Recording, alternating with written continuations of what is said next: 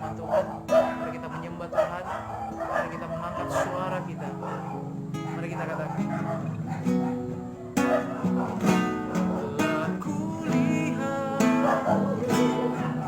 kebaikan-Mu yang tak pernah habis di hidupku.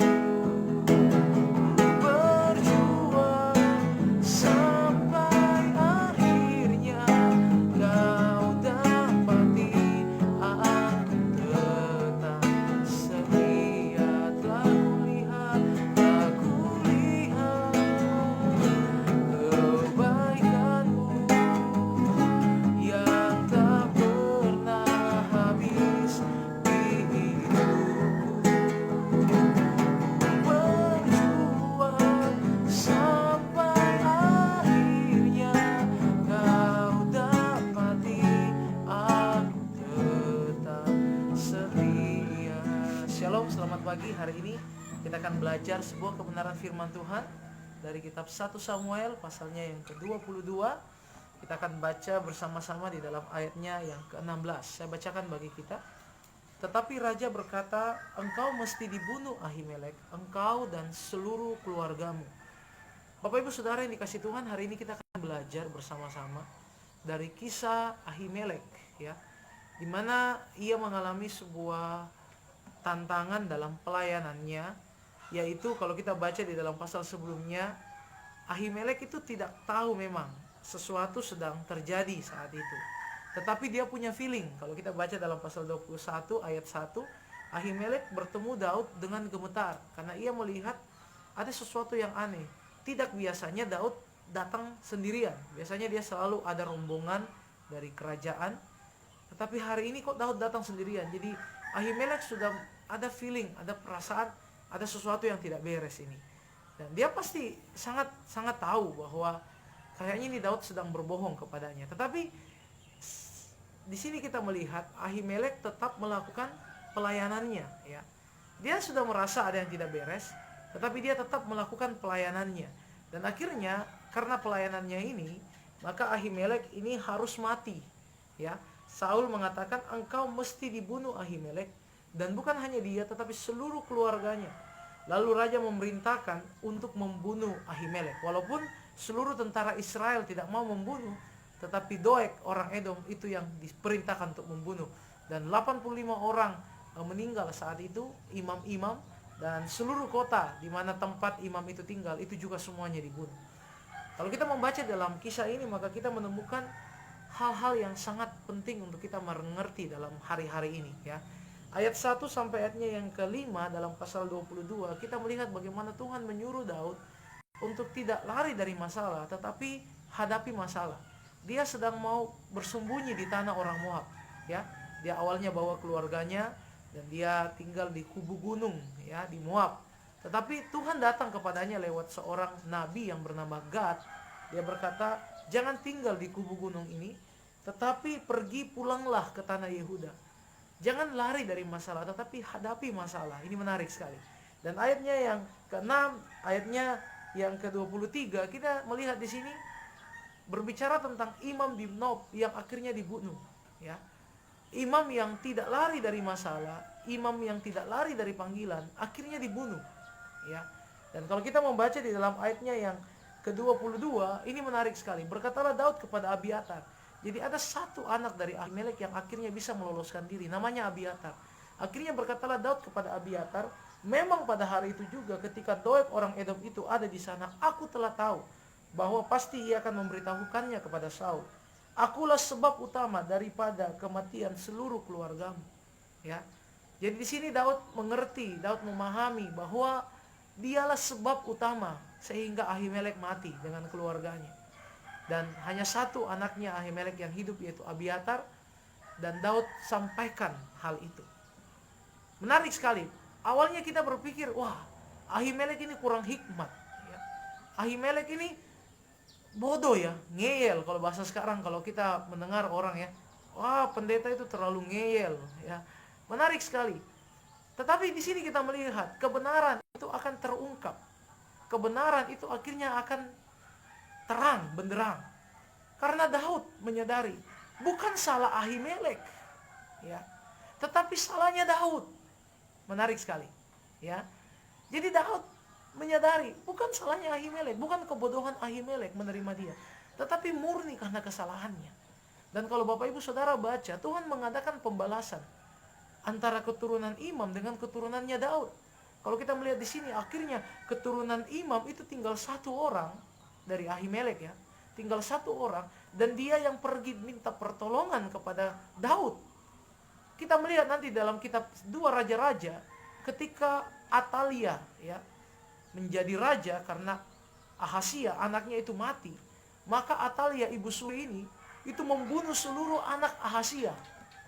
Anak-anak raja dia bunuh supaya semua pewaris yang layak untuk jadi raja itu tidak ada. Nah, ibu suri ini yang diangkat jadi raja Yehuda saat itu. Dan apa yang terjadi? Ternyata hanya ada satu keturunan dari Ahasia yang berhasil lolos, yaitu siapa? Raja Yoas. Dan Raja Yoas ini disembunyikan di dalam rumah Tuhan, ya. Imam-imam yang jaga, imam-imam yang pelihara. Dan ketika Yoas sudah besar, layak untuk diangkat jadi raja, imam-imam yang panggil seluruh pasukan Israel, pasukan Yehuda maksud saya, dan mereka memproklamirkan di dalam bait Allah, Yoas raja Israel, Yoas raja Yehuda. Datang itu Atalia raja Yehuda, ya, ibu suri yang jahat itu. Dia marah-marah, ini hianat, semua kalian pengkhianat. Wah, langsung imam katakan sama tentara-tentara, bunuh itu orang, ya. Akhirnya dibunuhlah Ratu Atalia, dan naiklah Raja Yoas menjadi raja. Karena apa? Ada imam Tuhan yang membela, melindungi, dan mengangkat dari keturunan Daud ini. Artinya kebenaran itu akan bersinar terang. Pembalasan dari Tuhan itu akan terjadi, ya. Jadi hari-hari ini kalau kita selalu berkata ngeyel, ya, orang-orang yang sudah tahu bahaya tetapi tetap maju untuk melayani Tuhan, sudah tahu bahaya tetapi tetap melakukan untuk kemuliaan Tuhan, ya, itu bukan ngeyel Bapak Ibu Saudara, tetapi itu adalah sebuah tugas panggilan untuk tetap melayani Tuhan. Saya mendengar orang-orang yang memiliki riwayat meninggal karena virus ini, ada pendeta yang tetap datang untuk mendoakan walaupun memakai jubah lengkap, ya. Dan kita juga tahu bersama perawat-perawat, ya, dokter-dokter berada di garda terdepan untuk menangani virus ini, ya. Kita yakin mereka tidak sedang ngeyel, ya. Mereka tahu itu bahaya, tetapi mereka mau tetap melayani. Dan mari hari ini saya minta kita semua doakan mereka, doakan perawat, doakan dokter-dokter, doakan hamba-hamba Tuhan yang sedang berada di garis terdepan dengan suatu maksud tujuan, bukan untuk dilihat manusia, tetapi untuk kemuliaan Tuhan, ya, supaya kita bisa melayani orang-orang yang membutuhkan. Karena justru di dalam orang-orang itu ada Yesus. Di tengah-tengah orang itu Yesus ada di sana, ya. Firman Tuhan jelas berkata kepada saudaraku yang paling hina, engkau melakukan pelayanan, maka engkau sedang melakukannya untuk aku. Itu kata Tuhan, ya. Jadi mari kita berdoa untuk orang-orang yang sedang ada di garis terdepan hari-hari ini. Bahkan bagi petugas kepolisian, ya, mari kita berdoa supaya Tuhan menolong mereka. Bahkan Bapak Presiden kita, Menteri Kesehatan, mari kita berdoa, kita dukung mereka, sehingga kita akan melihat walaupun taruhan mereka itu nyawa, tetapi percayalah, kalau kita mau melakukan yang terbaik untuk Tuhan, ya, tutup mata di bumi, buka mata di surga. Percayalah, tidak ada yang mengantar jenazah kita, tetapi yang terpenting Yesus yang menjemput kita. Percuma ribuan orang antar jenazah kita, ratusan bahkan ribuan hewan dipersembahkan untuk kematian kita, tetapi iblis yang menjemput kita. Alkitab katakan, tidak ada yang kita bisa bawa, baik ketika kita lahir maupun ketika kita mati. Jadi mari hari ini, apapun tugas kita, walaupun kita ada di rumah kita, mari tetap berdoa. Jangan menghindari masalah, tapi mari hadapi masalah. Hadapi dengan apa? Hadapi dengan doa. Doakan orang-orang yang sedang ada di garda terdepan, imam-imam, ya, perawat-perawat, orang-orang yang sedang melayani. Doakan mereka dan percaya ada pertolongan Tuhan yang Tuhan akan nyatakan, baik bagi hidupmu, baik bagi setiap orang-orang yang sedang melayani di garda terdepan. Sehingga kita akan melihat badai pasti segera berlalu. Badai ini Tuhan akan atasi karena ada Yesus yang tetap memegang kendali. Inilah renungan firman Tuhan saat pagi hari ini. Kiranya kita semua diberkati, dan mari kita akan berdoa bersama-sama. Saya akan berdoa bagi Bapak Ibu Saudara, percaya ada mujizat pertolongan Tuhan yang akan terus terus kita alami. Di dalam nama Yesus kami datang membawa seluruh kami yang mendengar tayangan ini. Kami percaya kuasa-Mu, pertolongan-Mu, anugerah-Mu selalu akan dinyatakan bagi kami. Di dalam nama Yesus kami yakin yang sakit sudah disembuhkan, yang lemah sudah dikuatkan, yang susah Tuhan sudah hiburkan. Dan kami juga berdoa ya Bapa kami yang ada di sorga, untuk orang-orang yang sedang berada di garda terdepan, untuk perawat, untuk dokter, untuk setiap tenaga medis, bahkan untuk hamba-hamba Tuhan yang tetap melayani. Kami percaya Tuhan memberkati petugas-petugas pemerintahan, bahkan Bapak Presiden kami, Menteri Kesehatan dan seluruh jajarannya.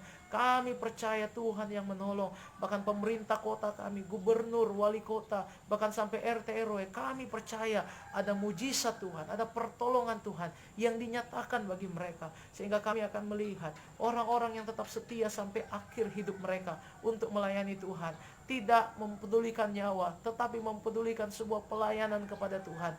Maka kami percaya kuasa-Mu akan menolong dan memberkati hidup mereka. Dan kami juga memegang teguh janji firman-Mu, siapa yang mencintai nyawanya akan kehilangan nyawanya, tetapi siapa yang tidak menyayangkan nyawanya akan mendapatkannya. Hari ini kami percaya kematian bukanlah akhir dari kami, tetapi kematian adalah awal dari kami untuk menerima hidup yang kekal. Tutup mata di bumi, buka mata di sorga. Ini yang menjadi doa syukur kami. Kami sambut hari baru ini. Mari jemaat Tuhan, Bapak Ibu Saudara terima berkat. Kiranya berkat dari Allah Bapa, cinta kasih dari anaknya Yesus Kristus, kuat kuasa Roh Kudus menyertai dan memberkati kita. Apa saja yang kita lakukan, semuanya berhasil. Nama Tuhan dimuliakan. Terima berkat ini, yang percaya sama-sama katakan amin. Semangat pagi, Tuhan Yesus memberkati. Shalom.